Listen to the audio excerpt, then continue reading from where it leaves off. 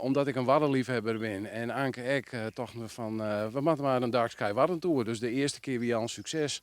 En nu is hij ook uitverkocht. Het is nu de tweede keer dat we doggen. En dat is een initiatief dat Anke en ik onthuld hebben. En ik doe het al een aantal keren in het Dark Sky Park, het Lauwersmarktgebied.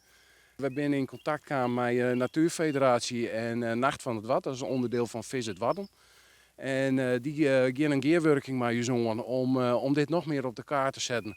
En dat we dit prachtige tjerk omturnen maaien tot Dark Sky Waddencentrum. Er komt ook nog een boek uit, dat is Nacht van het Wad.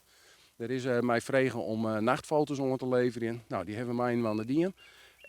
Omdat dat boek uitkomt op 1 juli, is er vregen om een praatje te doen. Ik met de gearworking die we doen, om het boek te stiepen in ieder geval.